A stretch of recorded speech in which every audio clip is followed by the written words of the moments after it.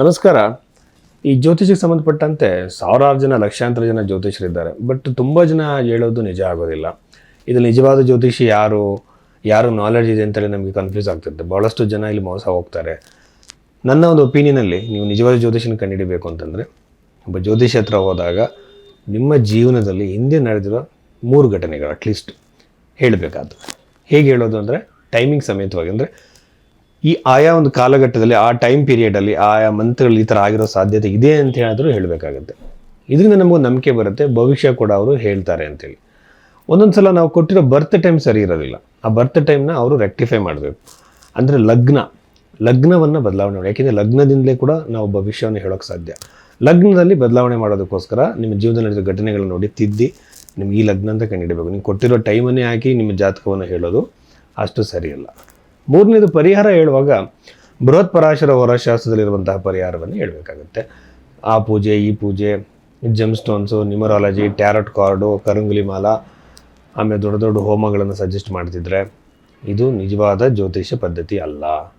ಏಕೆಂದರೆ ಬೃಹತ್ ಪರಾಶರ ಹೊರಶಾಸ್ತ್ರದಲ್ಲಿ ಕೇವಲ ದಾನ ಮತ್ತು ಮಂತ್ರ ಜಪಗಳ ಬಗ್ಗೆ ಹೇಳಿದೆ. ಅದನ್ನ ಯಾರು ಬೇಕಾದ್ರೂ ಮಾಡ್ಕೋಬೋದು. ಇದ್ರ ನಂತರದಲ್ಲಿ ಜ್ಯೋತಿಷದು ನಿಮ್ಮ ಭವಿಷ್ಯವನ್ನೇ ಚೇಂಜ್ ಮಾಡ್ತೀನಿ ಅಂತ ಹೇಳಬಾರ್ದು. ನಿಮ್ಮ ಒಂದು ಕರ್ಮಕ್ಕೆ ಅನುಸಾರವಾಗಿ ಆಯಾ ಟೈಮ್ ಪೀರಿಯಡಲ್ಲಿ ಯಾವುದು ಒಳ್ಳೆಯದು ಕೆಟ್ಟದ್ದು ನಡೆಯೋ ಸಾಧ್ಯತೆ ಇದೆ ಅಂತ ಮಾತ್ರ ಹೇಳಬೇಕಾಗುತ್ತೆ. ಭವಿಷ್ಯವನ್ನು ಯಾರೂ ಚೇಂಜ್ ಮಾಡೋಕ್ಕೆ ಸಾಧ್ಯ ಆಗಲ್ಲ. ಸೊ ಇಷ್ಟೆಲ್ಲ ಗಮನದಲ್ಲಿಟ್ಕೊಂಡು ನೀವು ಜ್ಯೋತಿಷ್ಯವನ್ನು ಕೇಳಬೇಕಾಗತ್ತೆ. ಮತ್ತು ಕೆಲವು ಸಂದರ್ಭದಲ್ಲಿ ಏನು ಮಾಡ್ತಾರೆ ಅಂದರೆ 10 ನಿಮಿಷದಲ್ಲಿ 20 ನಿಮಿಷದಲ್ಲಿ ಎಲ್ಲ ಇಡೀ ಕುಟುಂಬದವ್ರದ್ದೇ ಜ್ಯೋತಿಷ್ಯ ಹೇಳ್ಬಿಡ್ತಾರೆ ಕೆಲವರು. ಅದು ಸಾಧ್ಯನೇ ಇಲ್ಲ. ಯಾಕೆಂದರೆ ಒಂದು ಜಾತಕವನ್ನು ಟೈಮ್ ತೊಗೊಂಡು ಅನಲೈಸ್ ಮಾಡಬೇಕು. ಯಾಕೆಂದರೆ ಲಗ್ನ ಕುಂಡಲಿ, ನವಾಂಶ ಕುಂಡಲಿ ಹತ್ರ ಷೋಡಶ ವರ್ಗಗಳಿದೆ. ಆಮೇಲೆ ಅಷ್ಟಕ ವರ್ಗಗಳನ್ನ ನೋಡಬೇಕಾಗತ್ತೆ. ಮ್ಯಾನ್ಯಲ್ ಕ್ಯಾಲ್ಕುಲೇಷನ್ಗಳು ಮಾಡಬೇಕಾಗತ್ತೆ. ಸಾಫ್ಟ್ವೇರ್ ಇದ್ದರೂ ಕೂಡ ಬಹಳ ಟೈಮ್ ಹಿಡಿಯುತ್ತೆ. ಸೊ ಇದನ್ನು ಗಮನದಲ್ಲಿ ಇಟ್ಕೋಬೇಕು. ಗ್ಲ್ಯಾನ್ಸ್ ಮಾಡಿದ ತಕ್ಷಣವೇ ಯಾರು ಕೂಡ ಜಾತಕವನ್ನು ಹೇಳೋಕ್ಕೆ ಸಾಧ್ಯ ಇಲ್ಲ. ಸೊ ಇಷ್ಟು ಗಮನದಲ್ಲಿ ಇಟ್ಕೊಳ್ಳಿ. ಹಾಗೆಯೇ ರಾಶಿ ಭವಿಷ್ಯವನ್ನು ಹೇಳುವಾಗ ಬಹಳಷ್ಟು ವಿಚಾರಗಳನ್ನು ಗಮನಿಸಬೇಕಾಗತ್ತೆ. ಇಲ್ಲಿ ಮಂತ್ರೇಶ್ವರನ ಫಲದೀಪಿಕೆ ಗ್ರಂಥವನ್ನು ನಾನು ಆಧಾರವಾಗಿ ಹೇಳ್ತೀನಿ. ಇಂಡಿಕೇಶನ್ಸ್ ಮಾತ್ರ. ಬಟ್ ನಿಮಗೆ ನಡೆದಿರುವಂಥ ದಶೆ, ನಿಮ್ಮ ಲಗ್ನ, ಇದ್ರ ಮೇಲೆ ನಿಮ್ಮ ಭವಿಷ್ಯ ನಿರ್ಧಾರ ಆಗುತ್ತೆ. ಸಿಂಹರಾಶಿಯವರಿಗೆ ಸಂಬಂಧಪಟ್ಟಂತೆ ನಾವೊಂದು ಈ ವಾರದಲ್ಲಿ ನಡಿಬೋದಂಥ ಘಟನೆಗಳ ಬಗ್ಗೆ ಹೇಳೋದಾದರೆ, ಲಗ್ನದಲ್ಲಿ ಅಂದರೆ ರಾಶಿಯಲ್ಲಿ ಇರುವಂಥ ಕೇತು ಗ್ರಹದಿಂದ ನನ್ನ ಪ್ರಕಾರ ವಿವಾಹದಲ್ಲಿ ಕಿರಿಕಿರಿಗಳು.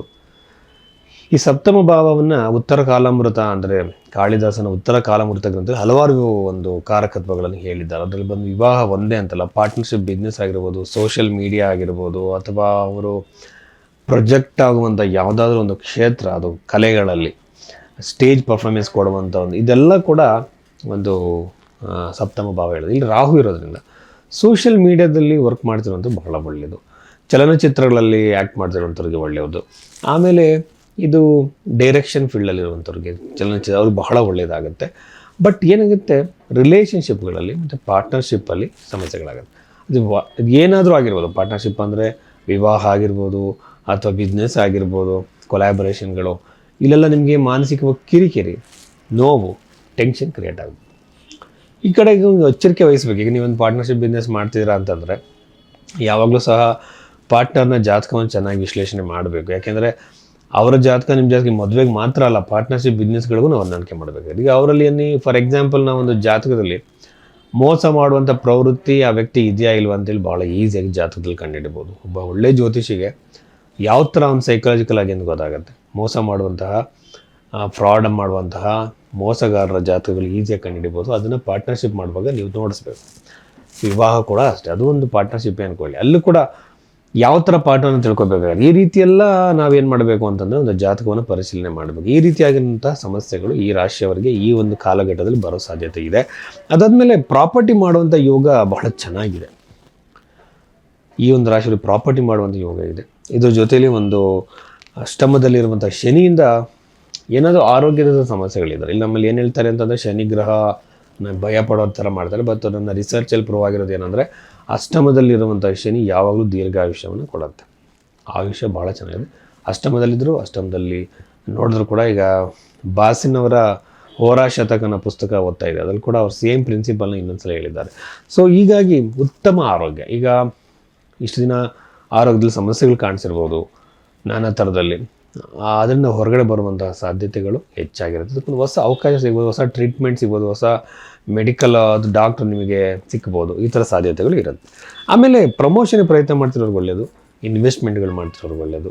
ಇದ್ರ ಜೊತೆಯಲ್ಲಿ ಪ್ರೇಮಿಗಳಿಗೆ, ಇಷ್ಟಪಡ್ತಿರೋಂಥವ್ರಿಗೆ ಅವರಲ್ಲಿ ನೋವಾಗುವಂಥ ಸಾಧ್ಯತೆಗಳಿದೆ. ಪಂಚಮ ಭಾವ ಚೆನ್ನಾಗಿಲ್ಲ. ಇದ್ರ ಜೊತೆಲಿ ಫೈನಾನ್ಷಿಯಲ್ ಇನ್ವೆಸ್ಟ್ಮೆಂಟಿಗೆ ಚೆನ್ನಾಗಿದೆಯಾ ಹೊಸ ಬಿಸ್ನೆಸ್ಗಳು ಮಾಡೋದು ಅಂದರೆ ಖಂಡಿತವಾಗಲೂ ಸಂಕ್ರಾಂತಿಯ ನಂತರದಲ್ಲಿ ಖಂಡಿತವಾಗ್ಲೂ ಮಾಡ್ಬೋದು, ಇನ್ವೆಸ್ಟ್ಮೆಂಟ್ಗಳು ಮಾಡ್ಬೋದು. ನಮಸ್ಕಾರ.